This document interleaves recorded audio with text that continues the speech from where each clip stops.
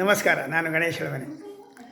ಬಹಳ ಒಂದು ಆಶ್ಚರ್ಯ ಸಂಗತಿ ಏನಂದರೆ, ನಮ್ಮ ದೇಶದಲ್ಲಿ ನಮ್ಮನ್ನು ಆಳುವವರು ಪ್ರಜ್ಞಾವಂತರು, ಜ್ಞಾನವಂತರು, ಬುದ್ಧಿವಂತರು, ಹುಷಾರ ರಾಜಕಾರಣಿಗಳೆಲ್ಲವ ಈಗ ವರ್ತಮಾನ ಕಾಲದಲ್ಲಿ ಸದ್ಯ ಇವತ್ತು ನಾನು ನ್ಯೂಸ್ ನೋಡ್ತಾ ಇದ್ದೆ.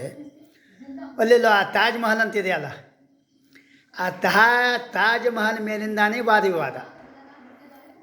ಏನು ಅದು ತಾಜ್ ಮಹಲ್ ಅಲ್ಲ, ಅದು ತೇಜೋ ಮಹಲ್ ಅಂತ ಹೇಳ್ತಾ ಇದ್ದಾರೆ. ನಾ ಏನು ಹೇಳ್ತೇನೆ ಅಂದರೆ, ಸುಮ್ಮನೆ ಯಾಕೆ ವಾದ ವಿವಾದ ಮಾಡಬೇಕು, ಸುಮ್ಮನೆ ಬೆಂಕಿ ಯಾಕೆ ಹಚ್ಕೊಳ್ತಾ ಇರಬೇಕು ಅಂತ. ನನ್ನ ಪ್ರಕಾರ ಅದು ತಾಜ್ ಮಹಲ್ಲಾನೂ ಅಲ್ಲ, ತೇಜೋ ಮಹಲಾನೂ ಅಲ್ಲ, ಅದು ತಾಜಾ ಮಹಲ್. ತಾಜಾ ಇವತ್ತಿನ ನಿತ್ಯ ನೂತನವಾದಂಥ ಒಂದು ಮಹಲ್ ಅದು.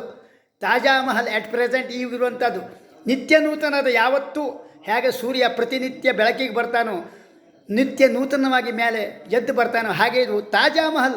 ಸುಮ್ಮನೆ ಯಾಕೆ ಜಗಳ ಹಾಕ್ಕೊಳ್ಬೇಕು, ತಾಜಾ ಮಹಲ್ ಅಂತ ಹೆಸರಾಗ್ರಿ ಅದಕ್ಕೆ. ನಿತ್ಯ ನೂತನವಾದಂಥ ಮಹಲ್ ಅದು. ನಮಸ್ಕಾರ.